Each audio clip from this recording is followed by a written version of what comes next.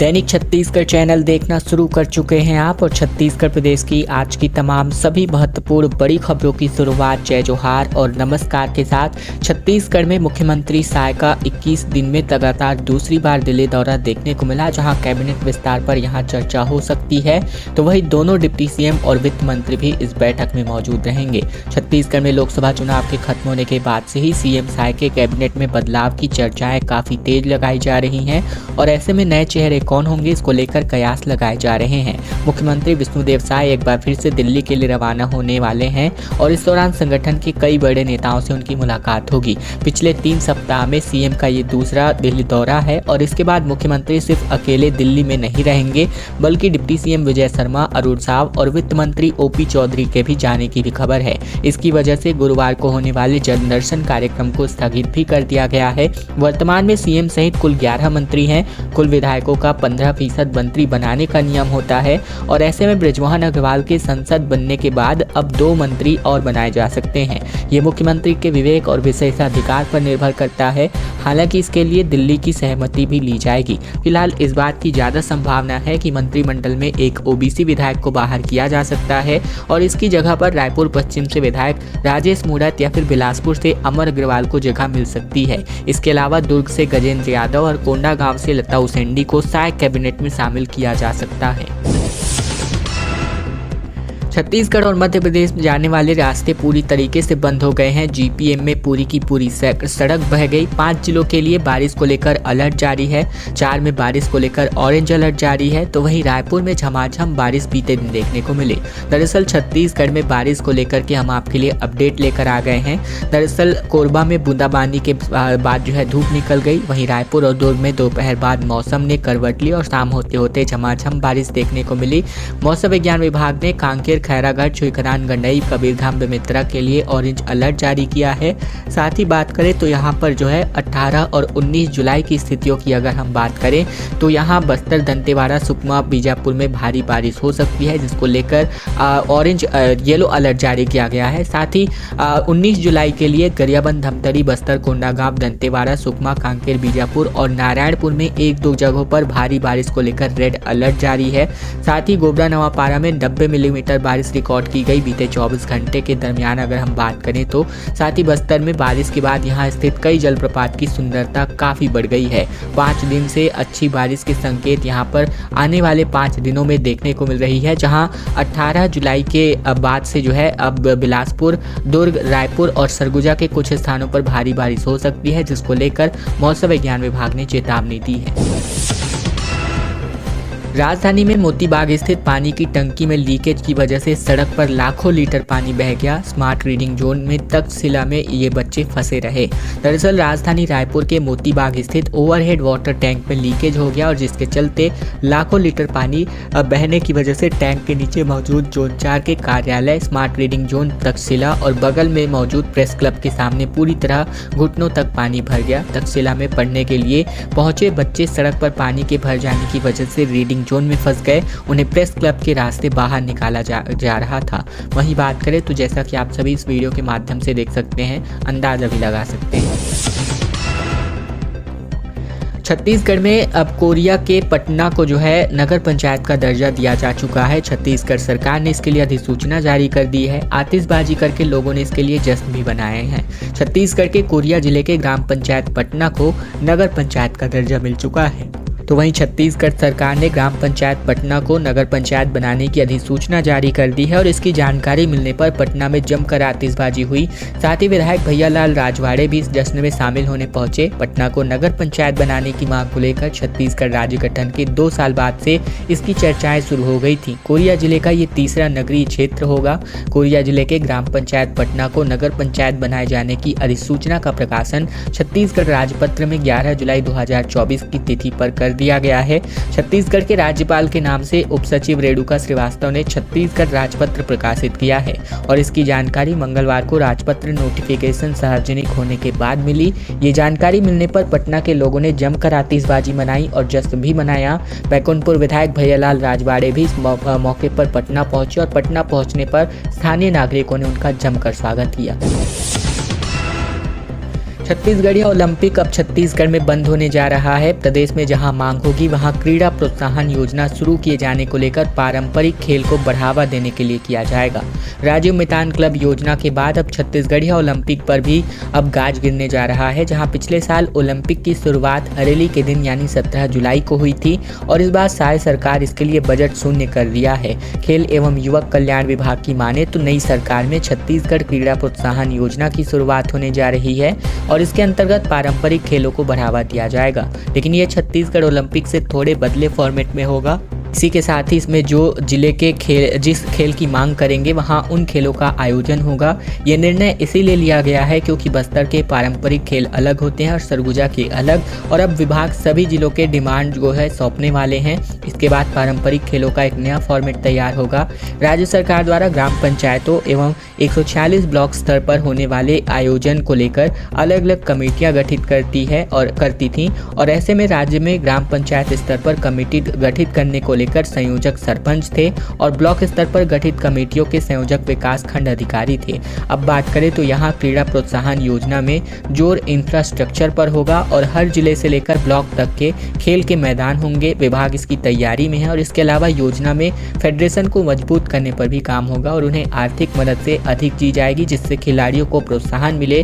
तो ये एक नया जो कदम है छत्तीसगढ़ सरकार उठाने जा रहा है। छत्तीसगढ़ में मजदूरों से भरी पिकअप पलट गई जिसमें एक की मृत्यु हो गई, 20 घायल हो गए। खैरजीटी से लेकर सारंगढ़ की ओर रवाना हो रहे थे तभी ये हादसा हुआ। छत्तीसगढ़ के रायगढ़ जिले में मजदूरों से भरी तेज रफ्तार पिकअप पलटने की वजह से एक मृत्यु हो गई जबकि 20 लोग घायल हो गए हैं। सभी घायलों को अस्पताल में भर्ती कराया गया है। तो वहीं ये हादसा सारंगढ़ थाना क्षेत्र के जंगल रोड का बताया जा रहा है जहां मरने वाले व्यक्ति का नाम छबीलाल जोल्हे है जो कि 45 वर्ष का है, जो सारंगढ़ का रहने वाला था। जानकारी के मुताबिक पिकअप में खैरजीटी गांव के मजदूर सवार थे और जो सारंगढ़ के लिए रवाना हो रहे थे। तेज रफ्तार के कारण ड्राइवर ने नियंत्रण खो दिया और फिर पिकअप पलट गई। सूचना मिलते ही मौके पर पहुंचकर पुलिस ने राहत और बचाव कार्य शुरू किया। तो वहीं घायलों को नजदीकी अस्पताल में भर्ती कराया गया जहाँ कुछ के हालात गंभीर बताए जा रहे हैं। शुरुआती जांच में पता चला है कि पिकअप की रफ्तार बहुत तेज थी जिसके कारण ड्राइवर ने अपना कंट्रोल खो दिया। पुलिस ने ड्राइवर के खिलाफ मामला दर्ज कर लिया है। तो वहीं प्रशासन की ओर से मृतक के परिवार को 25,000 रुपए की आकस्मिक सहायता राशि दी गई। चित्रकोट और तीरथगढ़ वाटरफॉल का सबाब जो है अब यहाँ पर खूबसूरती जो है सबाब पर नजर आ रहा है। खूबसूरत नज़ारा को देखने के लिए सैकड़ों और हजारों की संख्या में यहाँ पर्यटक अब रोजाना पहुँच रहे हैं। सेल्फी के लिए अपनी जान भी जोखिम में डालते हुए सैलानी दिखाई दे रहे हैं। दरअसल बारिश के मौसम में अब छत्तीसगढ़ में पर्यटन के स्थलों के लिए लोगों की भीड़ उमड़ने लगी है। खासकर बस्तर के 2 प्रमुख वाटरफॉल पर्यटकों को खूब लुभा रहे हैं। एशिया का नायग्रा कहे जाने वाले चित्रकोट जलप्रपात और तीरथगढ़ जलप्रपात पूरी तरह अपने सबाब पर है। इस बीच कई पर्यटक चेतावनी के बाद भी पर्यटक जान जोखिम में डाल रहे हैं। चित्रकोट वाटरफॉल के किनारे तक जाकर लोग रेलिंग पर बैठ रहे हैं और सेल्फी ले रहे हैं जबकि वहां नहीं बैठने की चेतावनी बोर्ड ने लगा रखी है। तीरथगढ़ को देखने के लिए लोग झरने के नीचे बैठकर नहा रहे हैं और ऐसे में अचानक जल स्तर बढ़ता है तो पर्यटकों के लिए जान का खतरा साबित हो सकता है। तो वहीं बारिश में पहाड़ों से उतरने वाले पानी से जल स्तर अचानक बढ़ता है। ये आम दिनों में देखने को मिल जाता है जब बारिश हैवी हो जाती है। और अब खबर बलरामपुर से जहां मुहर्रम मनाने के लिए गाय की हत्या कर दी गई और काट करके इसका मांस बांट दिया गया। बलरामपुर में गौहत्या के आरोप में 6 ग्रामीणों की गिरफ्तारी हुई है जिनको अभी तक जेल भेज दिया गया है। छत्तीसगढ़ के बलरामपुर जिले के शंकरगढ़ थाना क्षेत्र की ये खबर है जहां मुहर्रम मनाने के लिए जंगल में गाय की हत्या कर दी गई और फिर सबने जो है मांस का बंटवारा कर लिया। सूचना पर शंकरगढ़ पुलिस ने 6 आरोपियों की गिरफ्तारी की है। आरोपियों के कब्जे से गाय का मांस और गाय काटने का हथियार जब्त कर लिया गया है। आरोपियों को पुलिस ने कोर्ट में पेश कर दिया है जहां से उन्हें जेल भेज दिया गया है। जानकारी के मुताबिक शंकरगढ़ पुलिस को सूचना मिली कि ग्राम महुआडीह निवासी मोहसिन अंसारी को अपने साथी पुराना बाजार पारा शंकरगढ़ निवासी अफरोज अंसारी के साथ मुहर्रम मनाने के लिए गाय को मारने चलगली जंगल की ओर ले गया और फिर पुलिस की टीम ने देर रात चलगली जंगल की ओर गई और देर रात बाइक से 2 युवक आते हुए दिखे जहां उन्होंने प्लास्टिक की बोरी में कुछ सामान रखा हुआ था। बाइक सवार युवकों को पुलिस ने रुकने का इशारा किया तो वे बाइक छोड़कर भागने लगे। पुलिस टीम ने दोनों को घेराबंदी करके पकड़ा और पूछताछ की जबकि पूछताछ में आरोपियों ने अपने सारे जुर्म भी कबूल कर लिए। बिलासपुर में वाहन की टक्कर से 9 गायों की मृत्यु हो गई, जहां आसपास सीसीटीवी कैमरा नहीं होने की वजह से पुलिस आरोपी की तलाश में जुटी है। छत्तीसगढ़ के बिलासपुर जिले के धूमा सिलपहरी नेशनल हाईवे पर अज्ञात वाहन की चपेट में आने से 9 गायों की मृत्यु हो गई, जबकि हादसा औद्योगिक परिक्षेत्र सिलपहरी धूमा बाईपास नेशनल हाईवे के पास हुआ है। सिरगिट्टी पुलिस अज्ञात वाहन की तलाश में जुट गई है। सिरगिट्टी थाना के टीआई विजय चौधरी ने बताया कि रात तकरीबन 2:30 से 3 बजे के करीब अज्ञात वाहन के टक्कर मारने की वजह से 7 मवेशियों की मौत घटनास्थल पर ही हो गई, जबकि उन्होंने बताया कि मृत मवेशियों के स्वामित्व के बारे में किसी ने भी अभी तक कोई शिकायत नहीं की है। तो वहीं वाहन की टक्कर से मवेशियों की मौत के मुआवजे का प्रावधान है, लेकिन अभी तक किसी ने इसको लेकर अपना दावा नहीं सिद्ध किया है। भूपेश बघेल के दावे पर ओपी चौधरी ने चैलेंज कर दिया, जहां वित्त मंत्री ने कहा कि सभी महिलाओं को महतारी वंदन का योजना पैसा मिल रहा है, मेरे साथ चलकर देख लें। दरअसल छत्तीसगढ़ में कांग्रेस का कहना है कि महतारी वंदन योजना का पैसा प्रदेश की बहुत सी महिलाओं को नहीं मिल पा रहा है, जिस पर सोशल मीडिया पर पूर्व मुख्यमंत्री भूपेश बघेल ने महिलाओं को योजना का पैसा न मिलने का दावा किया, जिस पर इस मामले पर पूर्व मंत्री शिव डहरिया ने भी अपना बयान जारी किया था। डहरिया ने कहा कि धीरे धीरे सभी को पैसा मिलना बंद ही हो जाएगा, और ये बयान सामने आने के बाद छत्तीसगढ़ के वित्त मंत्री ओपी चौधरी ने कांग्रेस के दोनों नेताओं को चैलेंज दिया है। उन्होंने कहा कि मेरे साथ वह अपने गांव में चले या फिर मेरे गांव में चले और चलकर महिलाओं से पूछ ले कि पैसा मिल रहा है या नहीं, दूध का दूध और पानी का पानी हो जाएगा। तो इस पर तमाम कंट्रोवर्सी दोनों पार्टियों के बीच बढ़ती नजर आ रही है। जसपुर को स्वास्थ्य सेवाओं में सुधार के लिए 1,32,00,000 रुपए मिले, जिस पर सीएम साइनेस की मंजूरी दी। कुनकुरी में डायलिसिस की सुविधा शुरू होगी और तमाम तरह की खर्च यहां राशि में की जाने वाले हैं। दरअसल आदिवासी बाहुल्य जसपुर जिले की स्वास्थ्य सेवा में आमूलचूल परिवर्तन लाने के लिए सरकार काम कर रही है, जिसको लेकर जिले को 220 बिस्तर वाले सर्व सुविधायुक्त अस्पताल की सौगात देने के बाद सीएम ने जिला चिकित्सालय सहित सामुदायिक स्वास्थ्य केंद्रों में आवश्यक उपकरणों की कमी को दूर करने के लिए 1,32,00,000 रुपए की स्वीकृति दी। जानकारी के मुताबिक इस स्वीकृत राशि से कुनकुरी में 48,32,000 की लागत से डायलिसिस केंद्र की स्थापना होगी और इस प्रस्तावित केंद्र के लिए स्वीकृत राशि में तकरीबन 18,82,000 रुपए की लागत से अल्ट्रासाउंडग्राफी मशीन, 29 लाख रुपए की लागत से डायलिसिस यूनिट की खरीदी होगी। कुनकुरी में डायलिसिस की सुविधा शुरू हो जाने से गुर्दे की बीमारी से जूझ रहे मरीजों को एक बड़ी राहत मिलेगी। CSPDCL में 10वीं पासों के लिए अप्रेंटिस की भर्ती निकली है, जिसमें 19 जुलाई तक अपना आवेदन प्रस्तुत कर सकते हैं। ग्रेजुएट अप्रेंटिस और टेक्नीशियन अप्रेंटिस की पोस्ट यहां पर खाली है। Chhattisgarh state power transmission company limited ने विभिन्न ट्रेंडों में तकरीबन 75 रिक्तियों को भरने के लिए अप्रेंटिस भर्ती 2024 की घोषणा की है। उम्मीदवार 19 जुलाई 2024 तक ऑफलाइन आवेदन पत्र जमा कर सकते हैं। सभी उम्मीदवारों को CSPDCL से जारी अधिसूचना के अनुसार ही आवेदन करने के लिए आमंत्रित किया गया है।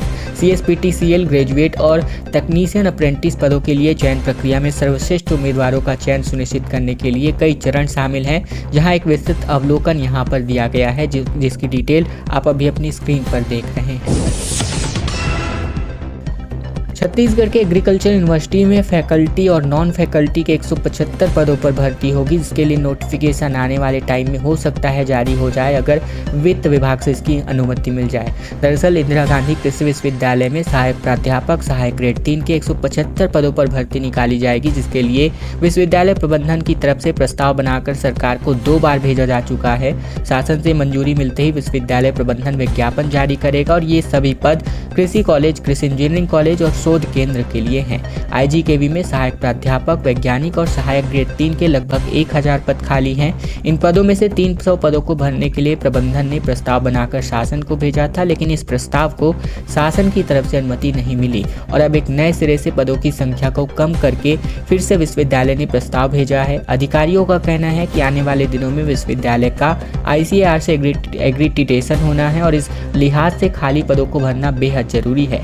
इसी के साथ ही प्रदेश में विश्वविद्यालय से संबद्ध तकरीबन 28 कॉलेज हैं, जिनमें 25 एग्रीकल्चर, 2 एग्रीकल्चर इंजीनियरिंग और 1 फूड टेक्नोलॉजी के भी हैं, जिसको लेकर अब पदों को भरने के सिलसिले को लेकर कवायद शुरू कर दी गई है, लेकिन अब वित्त विभाग से अनुमति का इंतजार है। खबरों का सिलसिला बस यही तक का था। वीडियो पसंद आए तो वीडियो को लाइक करना मत भूलेगा। चैनल पर अगर आप अभी भी नए हैं तो चैनल को सब्सक्राइब करना बिल्कुल मत भूलेगा, ताकि प्रतिदिन की महत्वपूर्ण खबरें, छत्तीसगढ़ के समाचार बिना किसी रुकावट रोजाना हम आप तक ठीक इसी प्रकार पहुंचा सकें। सकें।